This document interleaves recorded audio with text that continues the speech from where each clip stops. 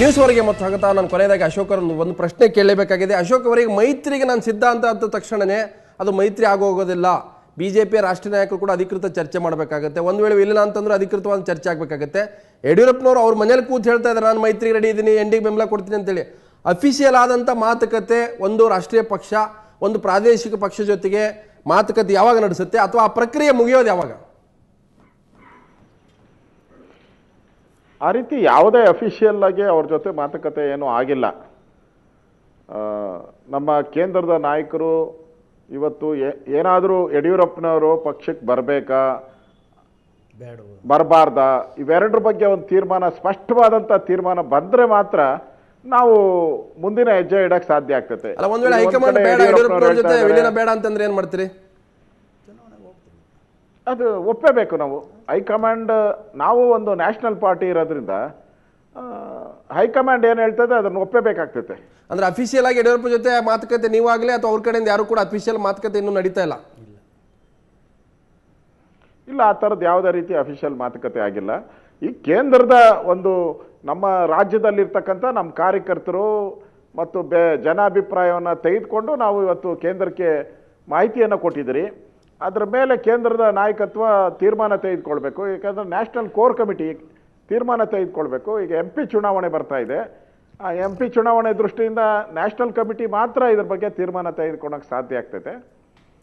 ಆ ತೀರ್ಮಾನ ಬಂದ ತಕ್ಷಣವೇ ಇಲ್ಲಿ ನಾವು ಮಾತುಕತೆ ಶುರು ಮಾಡ್ಬೋದು. ಎಸ್ ಅಶೋಕ್ ಅವರೇ, ನಮ್ಮ ಜೊತೆ ಚರ್ಚೆಯಲ್ಲಿ ಆಗಿದ್ರೆ ತಮಗೆ ಧನ್ಯವಾದ. ನಾನು ರೇಷ್ಮೆ ನಿಮ್ಮನ್ನು ಕೇಳ್ತೀನಿ. ಯಾಕೆ ಅಶೋಕ್ ಕೂಡ ಹೇಳಿದ್ರು ನಾವು BSR ಕಾಂಗ್ರೆಸ್ ವಿಚಾರದಲ್ಲೂ ಕೂಡ ಅದೇ ನಿಲುವನ್ನು ಹೊಂದಿದ್ದೀವಿ, ನಮಗೇನು ಯಾವುದೇ ರೀತಿ ಅಭ್ಯಂತರ ಇಲ್ಲ, ವಿಲೀನಕ್ಕೂ ಸಹಿ ಮೈತ್ರಿಗೂ ಸಹಿ ಅಂತ. ನಿಮ್ಮ ಪಕ್ಷ ಏನು ಮಾಡುತ್ತೆ? ಸದ್ಯದ ಸ್ಥಿತಿಯಲ್ಲಿ ನಮ್ಮ ಪಕ್ಷ ಅದಕ್ಕೆ ತನ್ನದೇ ಆದ ಸಮಸ್ಯೆಗಳಿದೆ. ಈಗ ನಾವು ಸ್ಕ್ರಾಲ್ ನೋಡ್ತಾ ಇದ್ದೀರಿ, ನಮ್ಮ ಪಕ್ಷದ ಶಾಸಕರೊಬ್ಬರನ್ನ ಈಗ ತಾನೇ ಬಂಧಿಸಿದ್ದಾರೆ. ಅಕ್ರಮ ಗಣಿಗಾರಿಕೆ ಅಖಂಡ ಸತ್ಯ ಹೊರಗೆ ಬರೋದು ಭಾಳ ಮುಖ್ಯವಾಗಿ ನಮ್ಮ ಆದ್ಯತೆಯ ಪ್ರಶ್ನೆ ಇವತ್ತು. ಯಾಕಂದರೆ ಜನಾರ್ದನ್ ರೆಡ್ಡಿ ಒಬ್ಬರನ್ನ ಜೈಲಲ್ಲಿ ಹಾಕಿಬಿಟ್ಟು ಉಳಿದವರೆಲ್ಲ ಭಾಳ ಸಂಭ್ರಮ ಪಡ್ಕೊಳ್ತಾ ಇದ್ರು. ಭಾಳ ಮಡಿವಂತಿಕೆ ಇತ್ತು ಅಕ್ರಮ ಗಣಿಗಾರಿಕೆ ವಿಚಾರದಲ್ಲಿ. ಅಕ್ರಮ ಗಣಿಗಾರಿಕೆ ಅಖಂಡ ಸತ್ಯ ಹೊರಗೆ ಬರಲಿ, ಹೌದು, ಪಕ್ಷಾತೀತವಾಗ ಸತ್ಯ ಹೊರಗೆ ಬರಲಿ ಅನ್ನೋದು ನಮ್ಮ ಆಶೆ. ಆಮೇಲೆ ಯಡಿಯೂರಪ್ಪನವ್ರ ಥರ ಚೌಕಾಸಿ ಮಾಡೋಕ್ಕೆ ಹೋಗಿಲ್ಲ. ಕಾಂಗ್ರೆಸ್ನವ್ರ ಜೊತೆಗೆ ಶರಣಾಗತರಾಗ್ಬಿಟ್ರೆ ನನಗೆ ಬೇಲ್ ಕೊಡಿಸ್ತಾರೆ ಅದಿಲ್ಲ. ಜನಾರ್ದನ್ ರೆಡ್ಡಿ ಮತ್ತು ಜಗನ್ ರೆಡ್ಡಿ ಇಬ್ಬರು ಈ ಕ್ಷಣದವರೆಗೂ ಕಾಂಗ್ರೆಸ್ಸನ್ನು ಧಿಕ್ಕರಿಸ್ತಾನೆ ಇದ್ದಾರೆ, ಅದರ ಪರಿಣಾಮವನ್ನು ಅನುಭವಿಸ್ತಾನೆ ಇದ್ದಾರೆ. ಅದರಿಂದ ಕರ್ನಾಟಕದ ಯಾವುದೇ ರಾಜಕೀಯ ಪಕ್ಷ ಅಥವಾ ನಾಯಕ ಅನುಭವಿಸಿದಿರೋ ಬೇಲು ಮತ್ತು CBI ಭಯದ ಬಗ್ಗೆ ಮಾತಾಡ್ತಾ ಇದ್ದಾರೆ. ಅದ್ರ ಬಗ್ಗೆ ನಾವು ಚೌಕಾಸಿ ಆ ವಿಚಾರವನ್ನು ಕೂಡ ಇಟ್ಕೊಂಡು ಚೌಕಾಸಿ ಮಾಡ್ತಾ ಇದ್ದಾರೆ ಅಂತ ಈಗಿನ ಬೆಳವಣಿಗೆ ಏನೂ ಇಲ್ಲ. ಜನಾರ್ದನ್ ರೆಡ್ಡಿ ಅವರು ಮುಖಾಮುಖಿ ನೇರವಾಗಿ ಎದುರಿಸ್ಬಿಡ ತಮ್ಮ ಬಂದಿದ್ದನ್ನು ಎದುರಿಸ್ತಾ ಇದ್ದಾರೆ ಈ ಕ್ಷಣದವರೆಗೂ ಕೂಡ. ಬಟ್ ಯಡಿಯೂರಪ್ಪ ಯಾಕೆ ಅದೇ ಇರಲಿಲ್ಲ ಅಂತ ನಮ್ಗೆ ಗೊತ್ತಿಲ್ಲ, ಅದು ಯಡಿಯೂರಪ್ಪನವ್ರಿಗೆ ಬಿಟ್ಟದ್ದು, ಅವ್ರು ಕೇಳಿ. ಅಲ್ಲ, ನೀವು ಹಿಂದೆ ಅವ್ರ ಜೊತೆಗೆ ತೋರ್ತಾನೆ ಉದ್ದಕ್ಕೂ ನಮ್ಮ CBI ಕಾರ್ಯವೈಖರಿ ಯಾವ ಥರ ಇದೆ ಅಂತ. ಕಾಂಗ್ರೆಸ್ಗೆ ಶರಣಾಗತರಾದರೆ ಅಕ್ರಮ ಗಣಿಗಾರಿಕೆ, ಕಾಂಗ್ರೆಸ್ಸನ್ನು ಧಿಕ್ಕರಿಸಿದ್ರೆ ಅಕ್ರಮ ಗಣಿಗಾರಿಕೆ.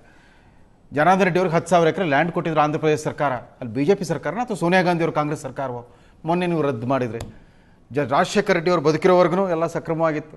ಈಗ ಅಕ್ರಮ. ಅವ್ರ ಮಗ ಅವ್ರ ಸಾವಿನ ನಂತರ ಅವ್ರ ಮಗ ಕಾಂಗ್ರೆಸ್ ಹೈಕಮಾಂಡ್ ಧಿಕ್ಕರಿಸಿದ ಕೂಡಲೇ ಎಲ್ಲವೂ ಅಪರಾಧ ರೀತಿಯಲ್ಲಿ ಕಾಣಿಸೋಕೆ ಶುರುವಾಯಿತು. ನಮ್ಮ ಪಕ್ಷದ ಆದ್ಯತೆಗಳ ಮೋರವರ್ ಇವತ್ತು ನಾವು BJP ಮರ್ಜ್ ಆದ್ರೇನು ಬಿಟ್ರೇನು ಮುಂದಿನ 5 ವರ್ಷಗಳ ಕಾಲ ಕರ್ನಾಟಕದಲ್ಲಿ ಇವ್ರು ಯಾರು ರಾಜಕೀಯ ಹಣೆ ಬರ ಬದಲಾಗಲ್ಲ. ಕಾಂಗ್ರೆಸ್ ಜನಾದೇಶ ನಮ್ಗೆ ವಿರುದ್ಧವಾಗಿದೆ.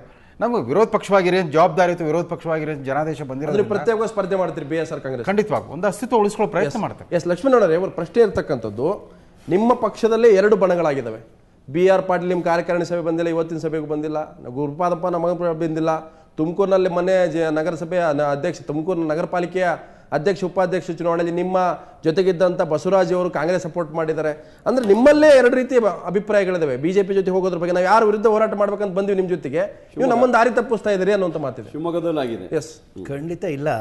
ಸನ್ಮಾನ್ಯ ಶಾಸಕರಾಗಿರ್ತಕ್ಕಂಥ BR ಪಾಟೀಲ್ರವರು, ಗುರುಪಾದಪ್ಪ ನಾಗಮಾರಪಲ್ಲಿ ಅವರು, ತುಮಕೂರಿನ ನಮ್ಮ ಸಂಸದರಾಗಿರ್ತಕ್ಕಂಥ ಸನ್ಮಾನ್ಯ JS ಬಸವರಾಜ್ ಅವರು, ನಾನೇ ದೂರವಾಣಿನಲ್ಲಿ ಖುದ್ದು ಮಾತನಾಡಿದ್ದೇನೆ.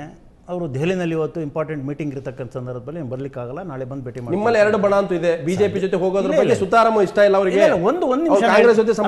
BJPಗೆ ಹೋಗ್ತಕ್ಕಂಥ ಪ್ರಶ್ನೆ ಉದ್ಭವನೇ ಆಗಿಲ್ಲ. ಅಲ್ಲ, ಮೈತ್ರಿನೂ ವಿರೋಧ ಮಾಡ್ತಾ ಇದ್ದಾರೆ ಅವರು. ಈಗಾಗಲೇ ಅನೇಕ ಜನ ನಾನು ಹೇಳಿದ್ದೀನಿ ಮೊದಲೇ, ರಾಷ್ಟ್ರೀಯ ವಿಚಾರದ ಬಗ್ಗೆ, ಮೈತ್ರಿ ಬಗ್ಗೆ ಸನ್ಮಾನ್ಯ ಯಡಿಯೂರಪ್ಪನವರು ದಿಟ್ಟ ನಿರ್ಧಾರವನ್ನು ತೆಗೆದುಕೊಂಡಿದ್ದಾರೆ ರಾಷ್ಟ್ರದ ವಿಚಾರದಲ್ಲಿ. ಕರ್ನಾಟಕ ಜನತಾ ಪಕ್ಷವನ್ನ ಕಟ್ಟಿ ಬೆಳೆಸಿ ಮುಂಬರ್ತಕ್ಕಂಥ ವಿಧಾನಸಭಾ ಚುನಾವಣೆಯಲ್ಲಿ ಸ್ಪಷ್ಟವಾಗಿ, ಯಾಕೆಂದ್ರೆ ಹೋರಾಟ ಮಾಡ್ತಕ್ಕಂಥ ಇನ್ಯಾವುದೇ ಪಕ್ಷಗಳಿಲ್ಲ, ಸುಮ್ಮನಾಗ್ಬಿಟ್ಟಿದ್ದಾವೆ ಎಲ್ಲವೂ ಕೂಡ. ಹೋರಾಟ ಯಾರಾದ್ರೂ ಯಡಿಯೂರಪ್ಪನವರು ಒಬ್ಬರೇ. ಅಲ್ಲ, BJP ಜೊತೆ ಮೈತ್ರಿ ಹೋರಾಟ ಮಾಡ್ತಾ ಇದ್ರಿ ನೀವು. ಮೈತ್ರಿಗೆ ಹೋರಾಟ ಮಾಡ್ತಾ ಇಲ್ಲ, ಪ್ರಶ್ನೆನೇ ಇಲ್ಲ. ಆ ಚುನಾವಣೆ ಬಂದ ಸಂದರ್ಭದಲ್ಲಿ ಅವಶ್ಯಕತೆ ಇದ್ದಂತ ಕಾಲವನ್ನ ನೋಡಿಕೊಂಡು ಅವಾಗ ನಾವು ಮೋದಿ ಅವರಿಗೆ ಮೈತ್ರಿ ಯಡಿಯೂರಪ್ಪನವರು ಕಟ್ಟದಂತ ಪಕ್ಷದ ಅಸ್ತಿತ್ವದ ಪ್ರಶ್ನೆ ಬಂದಿದೆ. ಈಗ ಅದು ಅಳಿವುಳಿನ ಪ್ರಶ್ನೆ ಇದೆ. ಬಿಜೆಪಿ ಕೂಡ ಮುಂದಿನ ಲೋಕಸಭಾ ಚುನಾವಣೆ ಅಳಿವುಳಿನ ಪ್ರಶ್ನೆ ಇದೆ. ಸೊ ಹಾಗಾಗಿ ಎಲ್ಲರೂ ಕೂಡ ಇವತ್ತು ತಮ್ಮ ಮುಂದಿನ ಚುನಾವಣೆ ಗೆಲುವು ಸೋಲಿಗಾಗಿ ಒಂದಾಗ್ತಾ ಇದ್ದಾರೆ. ಖಂಡಿತ ಯಾವ ಎಲ್ಲ ವಿಷಯವನ್ನು ಬರ್ತು ಬಿಟ್ಟಿದ್ದಾರೆ. ಅಲ್ಲಿ ಏನಾಗಿದೆ, ಅವರ ಮುಂದಿನ ಚುನಾವಣೆ ದೃಷ್ಟಿಗಿಂತ ಹೆಚ್ಚಾಗಿ ಮುಂದಿನ ಪಕ್ಷವನ್ನು ಇದು ಮಾಡ್ಕೊಳ್ಬೇಕಾದ್ರೆ ಕೂಡ ಲೋಕಸಭೆ ಚುನಾವಣೆ ಮುಂದಿನ ಚುನಾವಣೆ ದೃಷ್ಟಿಯಲ್ಲಿ ಇಟ್ಕೊಂಡು ಅವ್ರು ಒಂದಾಗಕ್ಕೆ ತಯಾರಾಗಿದ್ದಾರೆ. ಎಲ್ಲ ಮರ್ತು ಬಿಡ್ತಾರೆ. ಹಿಂದೆ ಏನಾಯಿತು, ಕಾಂಗ್ರೆಸ್ಸಿನ ತೂಗುಗತಿ ಇದ್ದರಿಂದ ಬಿಜೆಪಿ ಹೋಗಬಾರ್ದಂತ ಇತ್ತು, ಬಿಜೆಪಿ ನಾಶ ಮಾಡ್ತಾರೆ ಅಷ್ಟೇ, ಸೋಲ್ಸೋದಂತ ಸೋಲ್ಸಿದ್ರು. ಈಗ ಏನಾಗಿದೆ, ವಾಸನೆ ಏನಾಗಿದೆ ಅಂದರೆ ಕೇಂದ್ರದಲ್ಲಿ ಏನಾದರೂ NDA ಸರ್ಕಾರ ಬಂದುಬಿಟ್ರೆ ಮುಂದೆ ನಮ್ಗೆ ಅನುಕೂಲ ಆಗ್ಬೋದು ಅನ್ನೋ ಒಂದು ವಾತಾವರಣ ಇಟ್ಕೊಂಡಿದ್ದಾರೆ. ಅದರಿಂದ ಯಡಿಯೂರಪ್ಪನವರು ಇವತ್ತು ಬಿಜೆಪಿ ಬರುವಂಥ ವಾತಾವರಣ ಇಟ್ಕೊಂಡಿದ್ದಾರೆ. ಬಹುಶಃ ಒಂದು ಅಭಿಪ್ರಾಯ ಇದೆ. ಅಲ್ಲ ಬೇಳೆಯವರೇ, ಬಿಜೆಪಿಯಲ್ಲಿ ಬಹಳಷ್ಟು ಜನ ನಾಯಕರು ಇವರ ಜೊತೆಗಿರ್ತಕ್ಕಂಥ ಅನೇಕ ನಾಯಕರಿಗೆ ವಾಪಸ್ ಸೇರಿಸ್ಕೊಳ್ಳಕ್ ಮನಸ್ಸಿಲ್ಲ ಅನ್ನೋ ಮಾತು ಹೌದಾ? ಬಿಜೆಪಿಯಲ್ಲಿ ಭಾಳಷ್ಟು ಜನರಿಗೆ ತಗೊಳ್ಳೋಕೆ ಇಷ್ಟ ಇದೆ, ಕೆಲವರಿಗೆ ತಗೊಳ್ಳೋಕೆ ಇಷ್ಟ ಇಲ್ಲ. ಬಿಜೆಪಿಯವರಿಗೆ ಏನಾಗಿದೆ ಅಂತ ಹೇಳಿದರೆ, ಕೆಲವು ಕಡೆ ಅವರಿಗೆ ಸಂದರ್ಭದಲ್ಲಿ ಈ ಚುನಾವಣೆ ಮೊನ್ನೆ ನಡೆದಂಥ ಚುನಾವಣೆಯಲ್ಲಿ ಚೀನಾವಾಗಿ ಸೋತಿದ್ದಾರೆ. ಈ ಸರಿ ಏನು ಮಾಡಬೇಕು, ಇವ್ರನ್ನೆಲ್ಲ ಇಟ್ಕೊಂಡು ಒಂದಾಗಿ ಹೋದರೆ ಮುಂದಿನ ಲೋಕಸಭಾ ಚುನಾವಣೆಯಲ್ಲಿ ಕನಿಷ್ಠ ಒಂದು 15 ಸೀಟರು ತಗೊಳ್ಬೇಕು ಅನ್ನೋದು ಒಂದು ವಾದ ಇವರಲ್ಲಿ ಇದೆ. ಇಲ್ಲಾಂದರೆ ಮತ್ತೆ ಮೋದಿ ಅಷ್ಟು ಇವ್ರನ್ನ ಇದಕ್ಕೆ ಹತ್ತಿರದಲ್ಲಿ ತಗೊಳ್ಳುವಂಥ ಪರಿಸ್ಥಿತಿ ಇಲ್ಲ. ಅದಕ್ಕೋಸ್ಕರ ಈ ಎಲ್ಲ ಚಟುವಟಿಕೆಗಳಲ್ಲಿ ಇಟ್ಕೊಂಡಿದ್ದಾರೆ. ಬಹುಶಃ ನೀವು ನೋಡಿರ್ಬೋದು, ನಮ್ಮ ಡಾಲರ್ಸ್ ಕಾಲೇಜಿನಲ್ಲಿ ಏನು ನಮ್ಮ ಲೇಯರ್ ಸಿಂಗ್ ಮನೆ ಹತ್ರ ಇವರು BJPಯವರು ಮತ್ತು KJPಯವರು ಕೆಲವು ಮುಖಂಡರುಗಳು ದಿನ ಅಲ್ಲಿ ಮಿಗಿಲಾಗ್ತಾರೆ. ಹೌದೌದು, ನೋಡ್ಬೇಕು, ನಾನು ನೋಡಿದ್ದೀನಿ ಹತ್ತಿರದಲ್ಲಿ. ನಾನು ರೇಷ್ಮೆ ಕೇಳ್ತೀನಿ, ರೇಷ್ಮೆ ಜೊತೆಗೆ ಕೊನೆ ರಿಯಾಕ್ಷನ್ ನಿಮ್ದು. ಒಂದು ತಾತ್ವಿಕವಾದಂಥ ಮೈತ್ರಿಯ ಮಾತುಕತೆ ಬರ್ತಾ ಇಲ್ಲ. ಯಾಕಂತಂದ್ರೆ ಇಲ್ಲಿವರೆಗೂ ಹೇಳಿದಂಥ ಮಾತುಗಳೇ ಭಿನ್ನವಾಗಿದ್ದು ಬಿಜೆಪಿ ಮತ್ತು KJP ನಾಯಕರದ್ದು. ನಾವು ದೇವೇಗೌಡರ ಜೊತೆಗೆ ರೆಡಿ, ನಾವು ತೃತೀಯ ರಂಗಕ್ಕೂ ರೆಡಿ, ನಾವು ಕಾಂಗ್ರೆಸ್ ಜೊತೆಗೂ ರೆಡಿ ಅನ್ನೋಂಥ ಮಾತು ಹೇಳಿದ್ರು. ಯಾವುದೇ ಕಾರಣಕ್ಕೂ BJP ಇಲ್ಲ. ಆದರೆ ಇಲ್ಲಿ ವ್ಯಕ್ತಿಗತವಾದಂಥ ಲಾಭ ನಷ್ಟಗಳಿದ್ದಾವೆ. BJP ಮತ್ತು KJP ಅನೇಕ ನಾಯಕರ ಲಾಭ ನಷ್ಟ ಇದೆ. ಚುನಾವಣೆಯಲ್ಲಿ ಅನೇಕ ಜನ ಸೋತಿದ್ದಾರೆ. ಮುಂದಿನ ಲೋಕಸಭಾ ಚುನಾವಣೆ ಇದೆ. CM ಉದಾಸಿ ಮಗನ್ ಗೆಲ್ಸ್ಕೋಬೇಕು, ಯಡಿಯೂರಪ್ಪನವ್ರ ಮಗನ್ ಗೆಲ್ಸ್ಕೋಬೇಕು, BJP ಅನೇಕ ಜನ ಗೆಲ್ಲಬೇಕು. ಇವೆಲ್ಲ ಲೆಕ್ಕಾಚಾರದಿಂದ ಈ ರೀತಿಯ ಮೈತ್ರಿಯ ಮಾತುಕತೆಗೆ ನರೇಂದ್ರ ಮೋದಿಯ ಮುಖವಾಡ ತರ್ತಾ ಇದ್ದಾರೆ. ನೋಡಿ, ನರೇಂದ್ರ ಮೋದಿ ಒಂದು ಸಮಾನ ಆಕರ್ಷಣೆ. ಯಾಕೆ ಅಂತಂದ್ರೆ ಜನರ ಬೆಂಬಲ ಇದೆ ಅವ್ರಿಗೆ, ಎಲ್ಲ ಇಲ್ಲ ಅಂತ ನೀವು ಮೊದಲೇ ಹೇಳಿದ್ರಿ. ನಮ್ಮ ಕರ್ನಾಟಕ ರಾಜಕಾರಣದಲ್ಲಿ ಇವತ್ತು ಬಹುಶಃ ತುಂಬ ವಾಸ್ತವವಾದಿ ಅಂದರೆ ಕುಮಾರಸ್ವಾಮಿನೇ. ಅವ್ರಿಗೆ ಇವ್ಯಾವ ಸೆಕ್ಯುಲರ್ ಕಮ್ಯುನಲ್ ಅನ್ನೋ ಆ ಭ್ರಮೆಗಳಿಲ್ಲ.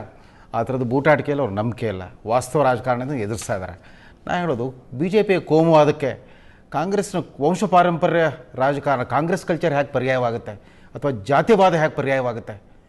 ಎಲ್ಲ ಒಂದು ಕಡೆ ನಾವು ಇದುವರೆಗಿನ ಈ ಗ್ರಹಿಕೆಗಳೇನಿದೆ, ಈ ಮೂಢನಂಬಿಕೆಗಳು, ರಾಜಕೀಯ ಮೂಢನಂಬಿಕೆಗಳಿಂದ ಹೊರಗೆ ಬಂದು ಜನ ಏನು ಬಯಸ್ತಾರೆ, ಜನರ ನೆಮ್ಮದಿಗೆ ಏನು ಬೇಕೋ ಆ ಥರದ ರಾಜಕಾರಣ ಮಾಡೋದು ಒಳ್ಳೇದು ಅಂತ. ಅಂದರೆ ಆ ಸಂದರ್ಭದ ಅನುಕೂಲಗಳು, ಆ ಸಂದರ್ಭದ ಸವಾಲುಗಳನ್ನು ಸ್ಪಂದಿಸ್ತಾ ಹೋಗ್ಬಿಡ್ಬೇಕು ಅಂತ ಇಲ್ಲ. ಯಾಕಂದರೆ ಯಾವುದೇ ಪಕ್ಷದ ತತ್ವ ಸಿದ್ಧಾಂತಗಳನ್ನೆಲ್ಲ ಗಾಳಿಗೆ ತೂರಿದ್ದು ಆಗೋಗ್ಬಿಟ್ಟಿದೆ. ಎಲ್ಲರೂ ಎಲ್ಲಾ ಕಾರಣಕ್ಕೆ ಬೇರೆ ಬೇರೆ ಕಾರಣಕ್ಕೆ ರಾಜಿ ಮಾಡ್ಕೊಂಡಿರೋದ್ರಿಂದ ಈ ಮೈತ್ರಿಗಳು ಈ ರೀತಿ ಹೊಂದಾಣಿಕೆಗಳು ಅನಿವಾರ್ಯ ಆಗುತ್ತೆ ಅಂತ. 30 ವರ್ಷಗಳ ಕಾಲ ಕಾಂಗ್ರೆಸ್ ವಿರೋಧಿ ರಾಜಕಾರಣ ಮಾಡಿದ್ರು ಸಿದ್ದರಾಮಯ್ಯನವರು ಕಾಂಗ್ರೆಸ್ ಮುಖ್ಯಮಂತ್ರಿಯಾಗಿ ಪ್ರತಿಷ್ಠಾಪಿತ ಆಗಿರೋ ಬಿಜೆಪಿ ಜೊತೆ ಹೋಗೋದು ಏನು ತಪ್ಪಲ್ಲ ಅಂತ ಸೈದ್ಧಾಂತಿಕ ಅರ್ಥವೇ ಇಲ್ಲ. ಖಂಡಿತ ರೇಷ್ಮೆ ಅವರೇ, ಲಕ್ಷ್ಮಣ ಅವರೇ, ಮತ್ತೆ ಬೇಳೂರು ಇಷ್ಟೊತ್ತು ತಮ್ಮ ಜೊತೆ ಚರ್ಚೆ ಬಗ್ಗೆ ತಮಗೆಲ್ಲರೂ ಕೂಡ ಧನ್ಯವಾದ. ಅಂದರೆ KJP-BJPಯ ಗೊಂದಲ ಗೋಜಲು ಇನ್ನೂ ಕೂಡ ಮುಂದುವರೆದಿದೆ. ಅದಕ್ಕೆ ಸ್ಪಷ್ಟ ರೂಪ ಸಿಗಬೇಕಾದ್ರೆ ಎಲ್ಲೋ ಒಂದು ಕಡೆ ಅಧಿಕೃತವಾದಂಥ ಮಾತುಕತೆ ನಂತರವೇ ಸ್ಪಷ್ಟ ಆಗುತ್ತೆ. ಹಾಗಾಗಿ ಇದು ಈಗಲೂ ಕೂಡ ಒಂದು ರೀತಿ ಏನಂತಂತೀವಿ, ಈ ಬಿಸಿಲುಗುದಿರೆ ರೀತಿಯ ರಾಜಕೀಯ ಬೆಳವಣಿಗೆಗಳು ನಡೆಯುತ್ತೆ. ಸೊ ಇದು ಈ ಹೊತ್ತಿನ ನ್ಯೂಸ್ ಅವರ್. ನಾಳೆ ಮತ್ತೊಂದು ವಿಷಯವನ್ನು ಹತ್ಕೊಂಡು ಬರ್ತೀನಿ. ನೇರ ದಿಟ್ಟ ನಿರಂತರ ಸುದ್ದಿಗಾಗಿ ನೋಡ್ತಾ ಇರಿ ಸುವರ್ಣ ನ್ಯೂಸ್.